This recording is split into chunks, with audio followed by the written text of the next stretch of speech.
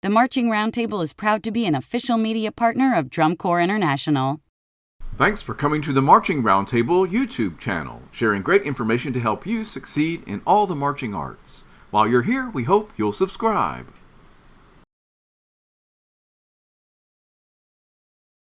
It was so cool to see all the kids get into it. And I think this year's no different with It's in Our Nature. And we kind of were trying to think about how can we make our students realize their flaws are okay. And a part of that was, what is the biggest, like, first of all, we wanted to continue our iconic woman search and kind of what we're going to do for the show. And what better way to do it than the first woman created, Eve, and I think that everyone's like, oh my God, an Eve show again. But I think in our way, we really wanted to take the sin factor in that and kind of twist it. So I think in essence, we wanted to show our kids like, hey, like it's okay to have these faults and to be human and still be really great because you're still iconic and being talked about to this day. You know what I mean? So it's kind of like our thought process for this year's show. We really dove in and we had a winter program where the kids had video assignments, and we started developing from December forward the pedagogy so that kids had the specific types of skills that they need to start spring training so that we could up the difficulty of the brass book. And it was pretty successful. The staff absolutely killed it through that. And it put us in a position to pull off a tune like How I'd Kill and the brass feature that's in that. Hey everybody, this is Tim Hinton, the Beast of the Marching Arts. We're talking drum corps and specifically Pacific Crest, and I am so excited about this. This is a corps I've loved for many years and have loved watching the development and where it's going. And we have great people on the line with us. Chadd Hartman is here. Chadd, how are you? Hello. Thanks for being here. And Matt Owen is here. Matt, how are you? I am excellent. Thanks for having us. Thank you so much. And Lindsey Schueller is here. Lindsey, it's great to see you. How are you? I'm great. Thank you so much. So you guys are with the Corps in the middle of spring training and you stopped everything in the middle of the day. I think it's lunchtime even. So I want to make sure I'm not keeping you guys from having lunch, right? No. I'm too anxious to eat. You're fine. Okay. I hope not because of this conversation. No. So, we Chadd, you are the visual coordinator and choreographer for the Corps and color guard caption manager. That's a lot of hats. Congrats on that. How are you doing? I'm good. I think that we made a lot of progress with the Corps. I think that this has been a very different year for Pacific Crest. It's mainly because I feel like we're all just so prepared in our captions. And I think that this is the first year that I kind of felt like, oh, like this is locking in a lot more than it has in the past, or there's less fixes, or the fixes that we do have are very minor and more about the vision rather than the students. So the students are kicking butt and we're doing the thing, and all the hats are working hopefully the same way, and if That's and well, awesome. hopefully. So yeah, I love it. So Matt Owen, you are the brass caption manager. Where are you guys right now in the world? I am in Moreno Valley, California, in a classroom where the brass staff is sleeping. So I'm surrounded by air mattresses and dirty clothes. I love it.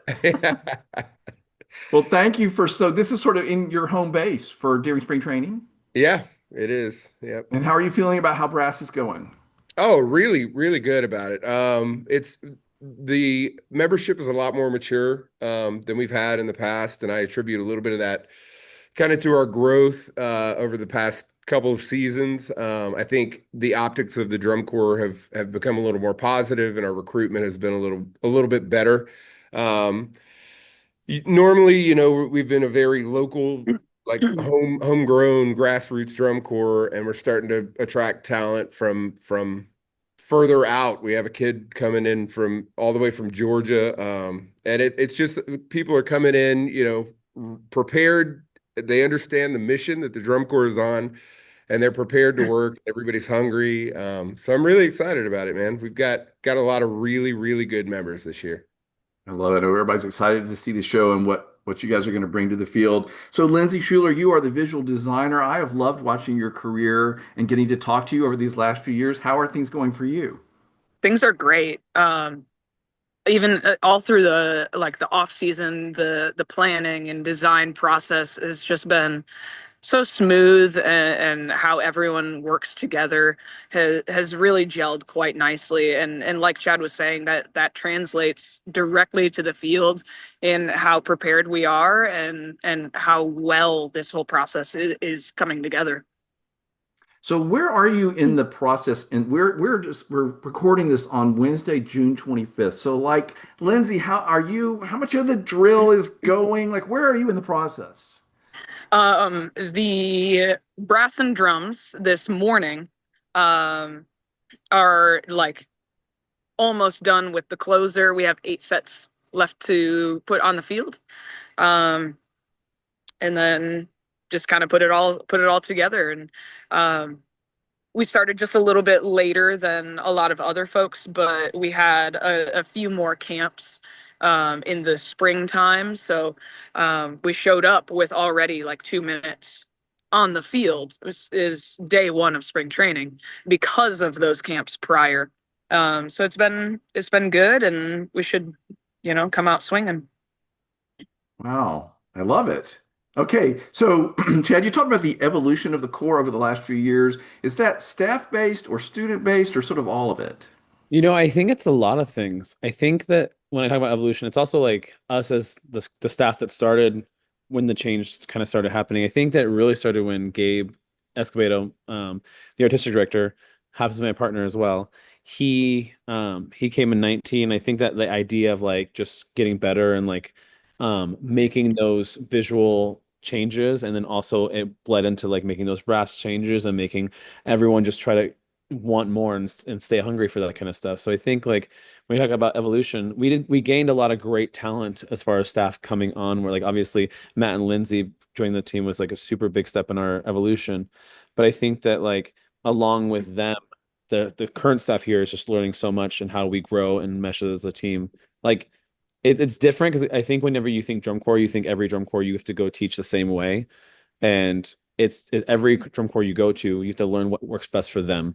Because like Lindsey said, we move in a little bit later, probably a week later, mainly because California is wild and we have districts that are in school at all times of the year, and we just need to get facilities. And I think a part of having that evolution staff, the kids have really stepped up, and we're learning at such a different level. And I'm hoping that, we're always hoping that's going to push us to the next step because we're ready to take it. But I think that we are doing it together, which is super important. So when I talk about the evolution, it's about like the wholeness, you know what I mean? And I think that like it's past staff, current staff, new staff, blue staff, green staff, it's all the stuff and all the kid stuff. So yeah. I love it. So Matt, how does that translate to the brass staff? Well, the brass staff, I guess some of the evolution. Well, let's back up. So I came in 2 years ago. I did a week as an ensemble coordinator, kind of consultant role, and then last year I was assistant caption head, and then this year was moved to caption head. So I had to make some changes with the staff, and not any significant changes. We kept, most of the people that were around for the last few years, most of the kids that understand the dynamics and the inner workings of the organization, and that also know the students very well, that understand the psychology of the students, like what they need, how to read, how to teach them, right? That was a very important thing to keep on, was like the ability to know exactly how to get through the students depending on what kind of mood they were in, how the previous block went. And then I brought on some kind of big wigs in the pedagogy field, like Drew Dickey, Bob Cresty, Dylan Toombs, a lot, Lauren Casey Clyde, a lot of the people who have worked with other organizations and kind of have brass trophies. And I brought them in to sort of shape up my black book of pedagogy and kind of not only mentor me, but also help like set a very strong foundation for the horn line. And that's kind of where the growth is coming from on the brass side. I basically just hired people that are better than me to come in and show me how to do this thing. Well, that is always a trick, although I think that somebody like yourself saying that seems a little crazy, but I do think that is a great way to do it. Bring in really great people. So I have two questions from what you just said, but I'll start there. Okay. Give me like how do you see the students react when one of these master teachers shows up and starts to whip them into a frenzy? Like, tell me about that experience for It's them. fascinating to me, man, because it, you know, from where I'm at, when you're with them every day, sometimes it takes a little bit of work to like get them engaged, get them focused, get them in the mood, you know, and like especially like the day after an off day, or if a lot of them stayed up late at night, you know, it's a little slow going. But when you bring people in like Bob Cresty and they sort of know his history, the moment he stands in front of them, they're locked in and they're engaged for the entire rehearsal. And they're fascinated by it and they soak in every piece of wisdom that he has to offer. So it's kind of fascinating to see, and it's something that's always sort of like, I don't know. I remember, you know, learning from Freddie Martin. It was the same way. You know, there's something magical about that person standing in front of you. And it's cool to see the kids get to experience something like that, you know? I think that's fantastic. And I remember when I was a band director, like I would say the same things, but the somebody else would come in and say it and they would get it. And so the fact that you're bringing in these super talented, renowned people is wonderful. You also mentioned something about how to figure out how to teach the students. Like, how does this group react? How do they teach? Can you give me an example of that? Are you talking about sort of in general, like this core this year, or do you mean like, as you said, today based on what happened last night?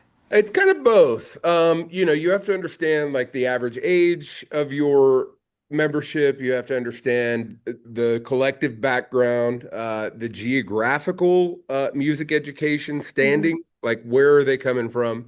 And you have to mold your teaching to that, right? And I studied behavioral, or I worked in behavioral health for 5 years, uh, studying behavior. So the way these two things lock into each other in my life are crazy. And I understand that, you know, if you have a kid out there every single day and you push them hard the same exact way every single day, you're going to hit the point of diminishing return, right? It's just not, you're going to hit a wall, they're going to become bored. So every day your planning has to shift. You have to keep them engaged. You have to, every hour you have to make a change. Just to keep getting through to them, just to keep it interesting. Um, and I think it's a constant thing. You could even be in the middle of the block and you look around and everybody's staring into space and it's time to make a change. You know, it's just part of the gig. It's part of the game. Is the psychological part of it.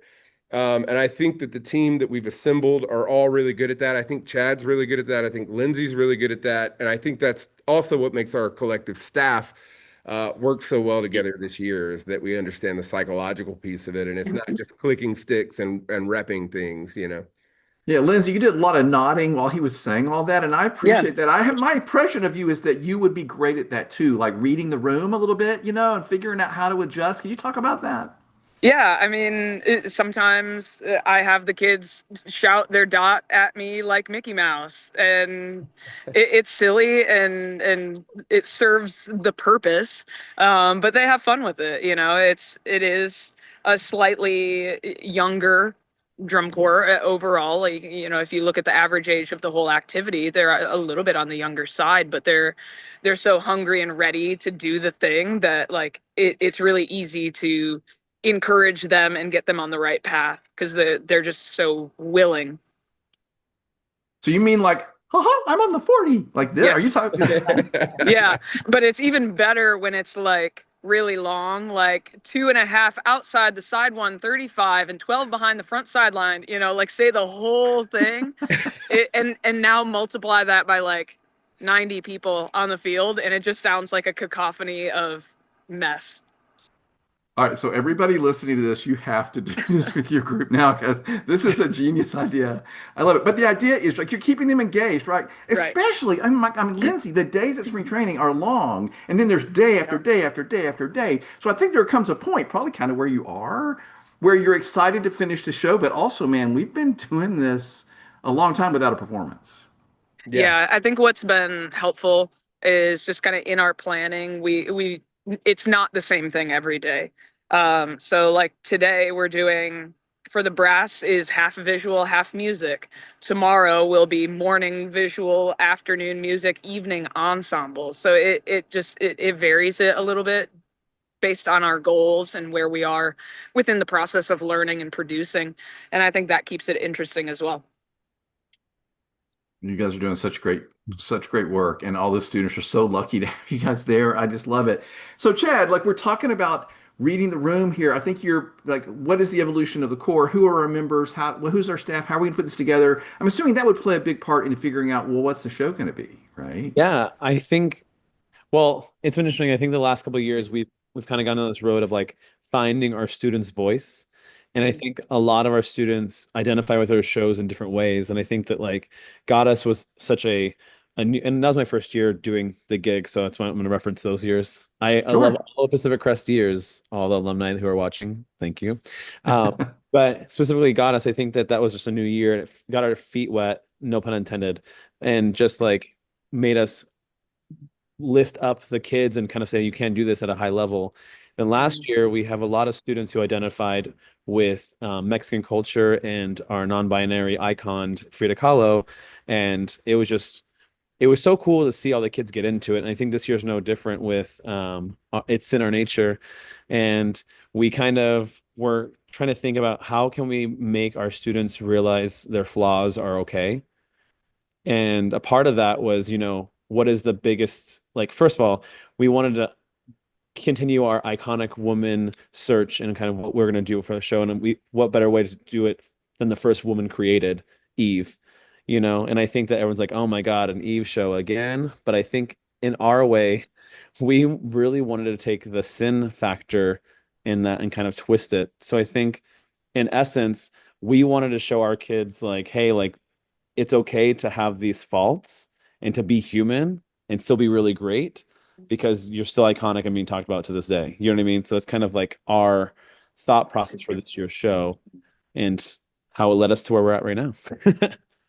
Man, I love that. Lindsay, you were nodding again. Like this, I Yeah. love this sort of like embrace your faults. It's okay to be who you are thing. This is great stuff. Yeah, and like the premise of the show, like it's when she picks that apple and then experiences all the sins, and at the end she still chooses to bite the apple. Even though she has experienced everything under the sun, she still chooses to bite the apple.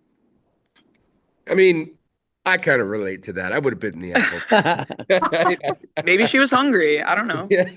And it's almost like we wanted to do it not as like a singular weakness and you're punished for that forever, but kind of embracing the faults within you and kind of knowing that's why we're human and kind of it's kind of worth living to because if you experience these emotions, that means you actually are truly human. You're feeling the empathy, you're allowing yourself to feel other things rather than just, being righteous, which is like obviously we live our life to be as good as we can be as humans, right? But that's the faults that make us beautiful. So this really makes me like want to see the show because I'm like, okay, now how are they going to do that? And I can imagine it, but like I can't wait to see. Now, when we release this, people will have seen the show, or no, it's been out there. So, do you want to say anything about maybe how you chose to do? At least give me a couple examples, maybe that would be fun to for people to reference. Our part two is pretty fun. Uh, we're Yeah. doing how to kill or how I kill, one of those How two. I'd kill. How I'd How kill. I'd kill. It's a combination by Cowboy Mafloy, and it's a fun tune, right? And it's upbeat, and it's like, oh, you would never experience these two sins in here. And we didn't want to do 7 movements for 7 sins. Like that wasn't our goal. Our goal was to kind of pick the sins that we felt like represented these movements and maybe combine them or make sure they work together. And the two in that piece particularly are lust and gluttony. And lust being human attraction and physicality, and gluttony being divulgent and wanting more, right? It kind of went hand in hand. And I think that making these two sins of like wanting attraction and kind of playing with that and then going into wanting more, I think it was just super fun and kind of being how quirky how we've been trying to be the past couple of years and kind of do different things rather than just like, oh, it's lust, let's be a ballad and let's do a dance. That's not kind of what we were hoping for. We wanted to go deeper into what that is. And like there's a samba feel to the music, but we're not choosing to do a samba type of way. It's more of like a contemporary dance type of situation. So it's very interesting. At least I feel like it is. So I hope you, the audience, feels like it is as well. Oh, I think for sure. So Matt, like, does this concept then play into the way you're teaching them to play the song? Yeah, I mean, it kind of makes it a little easier because you have like a very understood emotion that you need to portray for each movement, right? And we talk about things that I may not be able to mention on this podcast, but we talk about it makes it easy to give them examples or scenarios that they can internalize and sort of emote through the music. Um, Especially when it starts to get a little angry and a little dark, you know. So I think, yeah, this concept definitely plays into the pedagogy and the terminology that we use, and it helps the kids internalize and interpret that in a good way. And I think they're doing a really good job with it. And in turn, that helps them become better performers on the visual side, right? Because now you have a character, now you have this internalized emotion, and they can carry that through every single block. So yeah, makes it easy. So you're the brass caption manager. Are you making sure that everybody on the team uses the same language then if you're using specific language to describe these emotions? I mean, we talk about it a little bit. I don't think, once the show's on the field and we start to clean, I think we'll have more conversations about this for sure. And we'll come to a consensus as a team, as you do. But maybe, I don't know, maybe we need to talk about it, but Well, I wasn't inferring that, but like this is one of the things that we try to remind people is like you need to have more communication amongst your staff about like how you're saying things and how yeah. you're approaching things. And I know you guys do that for sure. And I thought it was just interesting under this context to ask that. So Lindsay, then you have to figure out what does that look like for staging? That sounds Yeah. interesting too. Yeah, it's fun. I mean, the show itself, it has a lot of variety. And like Chad was saying, it's not exactly what you would expect of which sins are being portrayed by which movement and when. Like our ballad is envy, it's jealous, whereas it could have easily been lust or sloth. But we specifically chose to take that a little bit of a different route, and I think it keeps the show with just a lot of interest because of the variety. Um, and it's a lot of fun. I think right now the kids are having a lot of fun with part four, our percussion feature. They just are having a really good time with it, and it's fun. What's It's a part lot of four fun. about? She's doing a great job, by the way. So I didn't Yeah, she is. I did want to tell you that like it has been such a joy to meet this beautiful person. And I think that like in our design retreat in general, you don't really know new people. You're sniffing around and trying to see what like, well, what do you like? We have the same interests? And when she said Kahoot in Disney, I think we were like on the same page. And we were doing the thing, right? So like me and Lindsay spend many a night or many a day trying to figure out this drill thing and be like, oh, well, do you mind if I move this person right here? Like, can I just do that? And she's been great about it. So I wanted to mention that in the thing. So I have a hard time not talking about Shit. how good the drill is on the microphone. Well, part four is greed, and we decided to have a lot of fun, and we have a Rihanna tune, "Better Have My Money," and it's a blast, and it's one of those that like I think a lot of people will recognize and enjoy, and also just not expect to be in a drum corps show. Yeah, I love it because I was looking at the repertoire of the music that you guys had published, and I was like, well, this is really interesting. And now that you're describing it, of course, it all makes perfect sense, and I knew it would. Right. But and I can now that you've said that song, that Rihanna song is in my head, and I can like, yeah, totally. I Yeah. can't wait to see what this looks like on the field. Sounds amazing. well, and I think another part of this is that we're taking the setting in the Garden of Eden. So you had asked about us and how we educationally talk about to our students and like what language do we use to describe this stuff. A lot of that comes from the beginning. We sit with everyone and we're kind of like, here's the show, here's what we're gonna kind of reference. And we've taken the Garden of Eden very literally, and they the kids are portraying performers, not kids. Sorry, we have adults. The performers are portraying the Garden of Eden very well. We have a huge tree. We have these roots coming out of the ground, and they kind of cascade into other things. And we try really hard to use them as much as we can. And then on in the guard side, a lot of our portrayal in the sins are actually from their animal counterparts. So a lot of our stuff is like, oh, like, greed, you would not know. I mean, I didn't know until I really dove into it that greed is the fox. And, how does a fox move? What does a fox choreography look like? What does that look like for staging? How do we travel like a fox? It's kind of those kind of things where, I mean, gluttony is my favorite. It's the piggy. And, I like the pig. how would a pig do a flag feature? What would that look like? And how like Humpty Dumpty can we look doing it? And it's just been so fun to choreograph. And I know from the visual side too, for Lindsey and the visual team, it's been a lot of like discovering how do we portray all this stuff, and it's been really fun. Gosh, I can't wait to see this. It sounds like so much fun to perform and to even teach. Matt, what's the music for this pig glutton part? I can't wait to. What is the gluttony part? What is It's the the How I'd Kill. Oh yeah. All right. So this is it's basically two songs in one. If you listen to the source material, it's the How I'd Kill by Cowboy Malfoy, and there's this sort of morphing transition. So it's actually our brass feature, which is I would always love more of. So there's a little gluttony involved for me as well.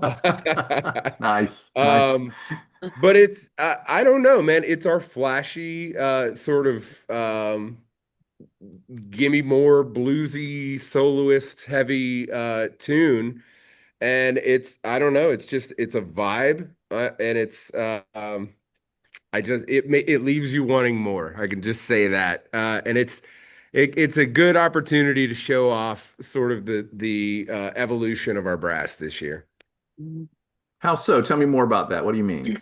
So in the past, we have had to write sort of based around our membership, right? Based on what their capabilities were.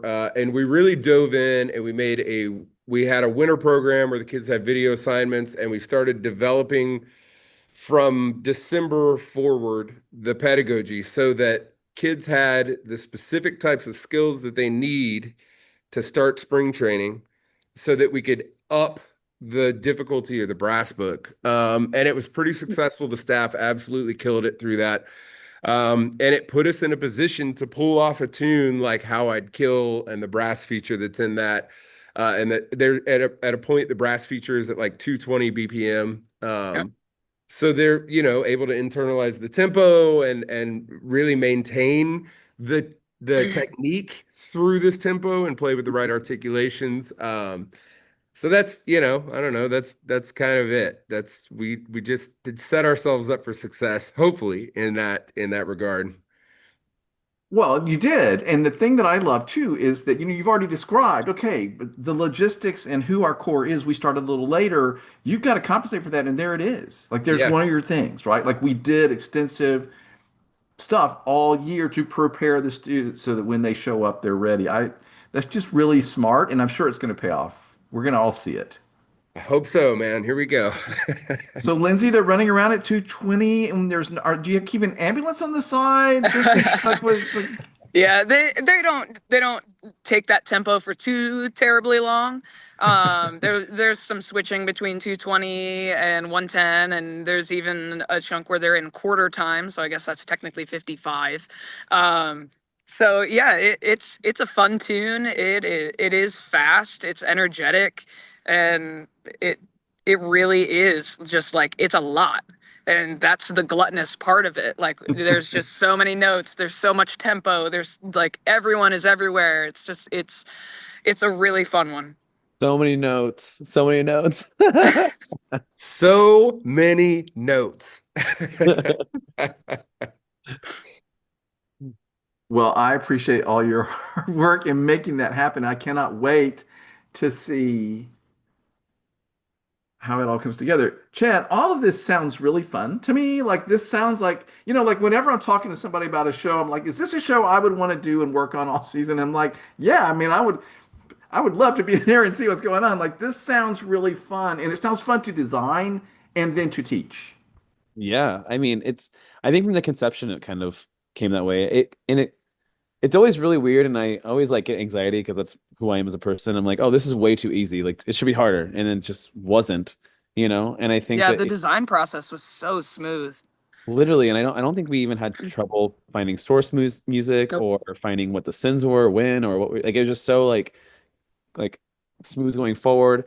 Like going from the top of the show, we start really strong, and we start with Wrath, and it's just out the door banger. And we do take some Catholicism reference into the show. Mhm. And for the public, I wouldn't. This is not a religious show. It's No. mainly taking from the story of the Bible. If you know that story, kicking it Old Testament, you know what I mean. But like, it's mainly just taking these references, and we start and we do a really cool set. I'm not going to say what that is. You have to go watch it to go see that. But it's Wrath. We turn, and then we go straight into Pride, because those two scenes kind of go hand in hand, like Wrath and Pride, and you kind of have to be both to have what we're doing right now.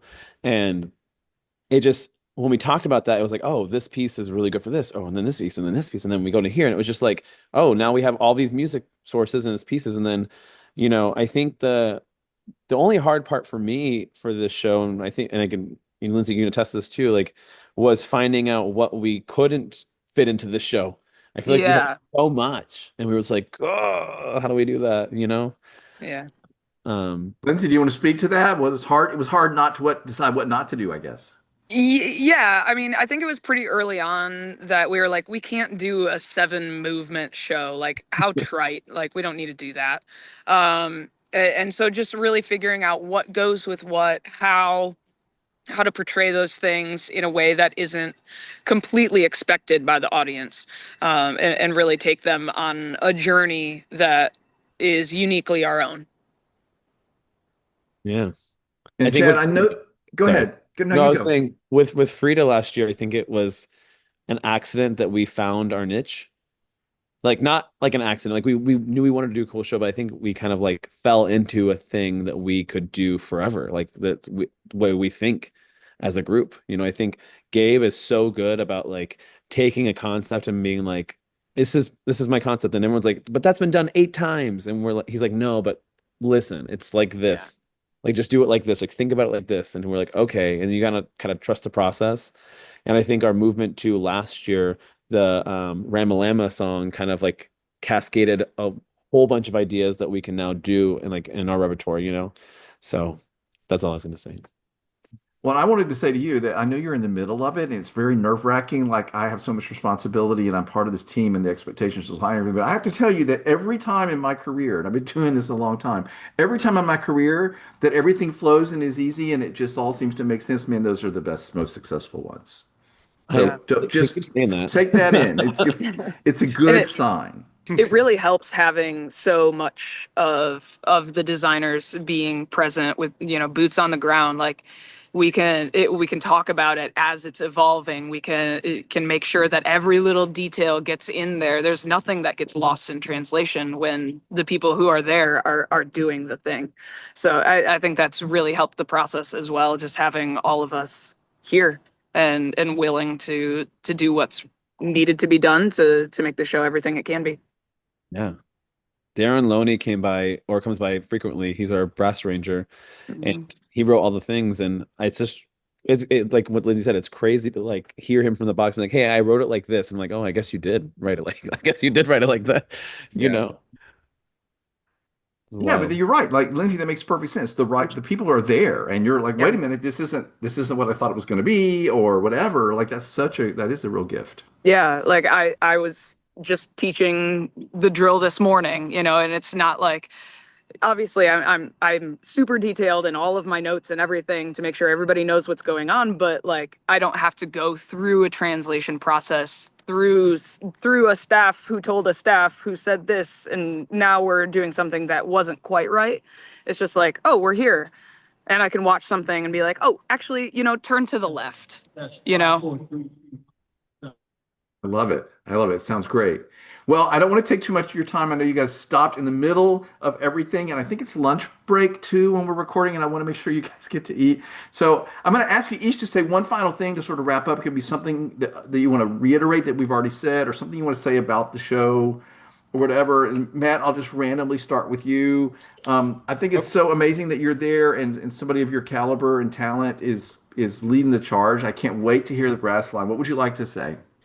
I mean, just enjoy the show, I think is all I've got. You know, the kids are working hard, the team is working hard, we're firing on all cylinders. I feel really good about the development of everything right now, and I hope that the public has a really good time with what we're presenting. I can't wait to see it. Lindsay, what would you like to say?